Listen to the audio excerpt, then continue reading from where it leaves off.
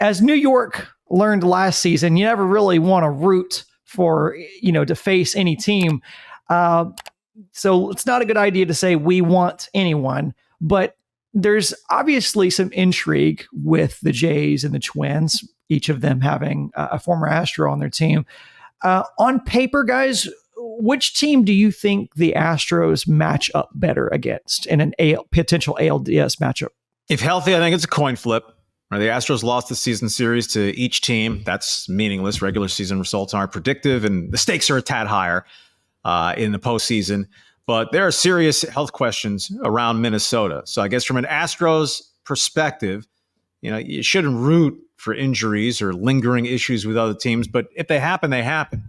There are more clear and present dangers on those fronts with the Twins, starting with Carlos Correa, who basically had a miserable season.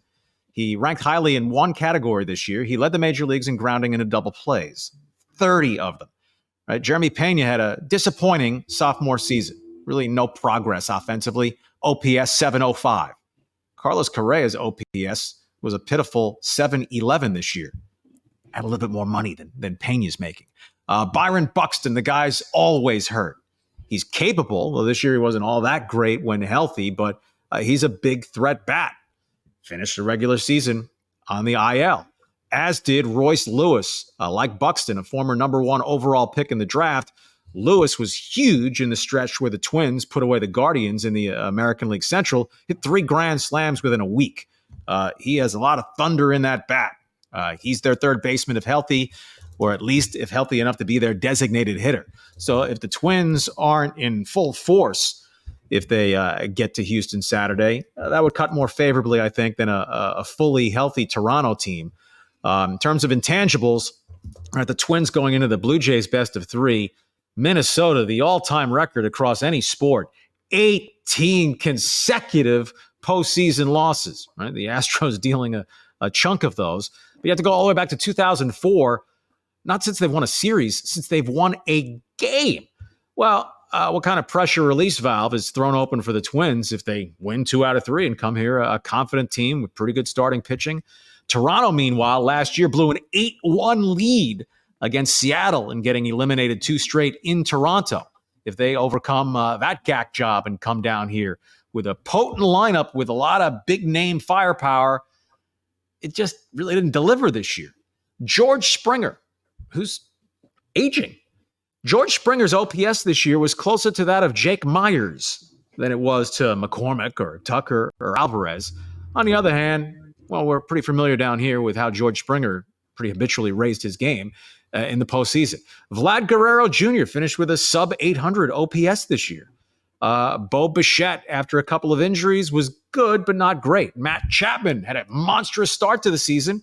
He was actually benched a couple of games the last couple of weeks for the Blue Jays. Both, though, have solid starting pitching staffs. Both have pretty good bullpens. I think the Twins closer, Duran, is better than the Jays closer, Romano. So with the health variable on Minnesota, I would say slightly prefer for the Astros to get the Twins, but you hit it, Brandon, and especially in a best-of-5 series. It's so short, anybody can beat anybody else, and careful what you ask for. Yeah, I'm with Charlie mostly for the injury concerns, stuff like that. Either one, I'm not rooting for anybody. I guess if I picked one, it'd be Minnesota. We've had some success there in the past, and Correa hitting into the most double plays in the league. Well, playing with plantar fasciitis, that ain't going to make him faster to try and run anything out. So I'm going to lean that way with Minnesota. But both teams are top 11 in OPS and ERA. So they're both highly qualified teams that they're going to give you a tough series. So, yeah, I'll lean Twins, but whoever it is that comes, I like our chances. The Twins tied the Rangers for the American League lead in home runs. But everyone was light years behind the Braves, who tied the all-time record with 307. The Twins hit 233, tying the Rangers. The Twins, though, set the all-time Major League record this year for strikeouts by their hitters. I'm not talking about their pitching staff, which is a good one and racks up the Ks. But all of the Twins' good hitters have holes and can be pitched to, and they strike out a ton. But they can hit the ball out of the ballpark. So, And also by virtue of the Astros winning the division and hanging out until Saturday, and they can sort through their options, line up the pitching the way they want. The Astros are facing, at best, the number 3 starter for the Twins or Jays in game 1 on Saturday.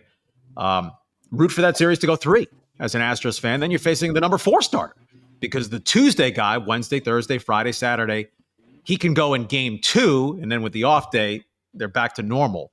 But game 1, that is where the Astros have the clear on paper starting pitching advantage because we're all presuming Verlander, but even if it's Fromber, you'd rather have that guy than the Blue Jays or Twins, certainly number 4 starter and probably number 3 starter.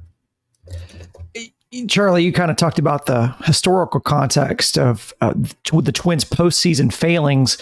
Twins and Jays, their iterations of these teams have never gotten over the postseason hump.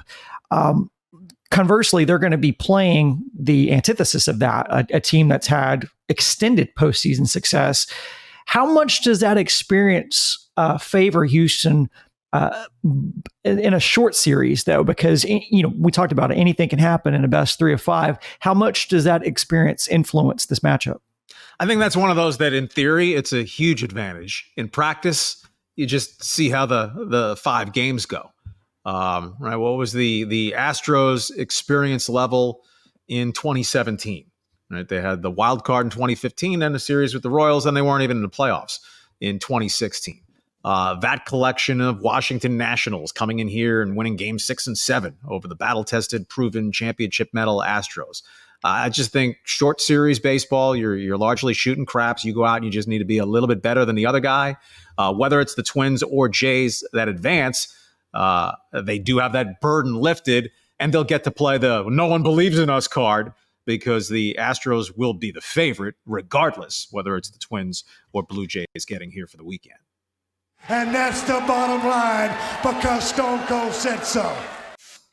That's going to be it for another episode of Stone Cold Stros. If you enjoyed the show, please be sure to give us a 5-star rating wherever you get your podcast. Charlie, Josh, and I will catch you next week.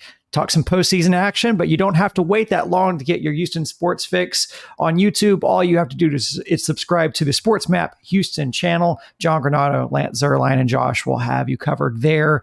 And remember, if you want to follow some Texans action, New Texans on Tap podcast, check that out. And remember, if you're driving around in Houston, ESPN 97.5, 92.5 is our sister platform. They have you covered on your radio dial. Thanks to Jack Brame for producing the show as always. Thanks to everyone for listening. And as always, go Stros.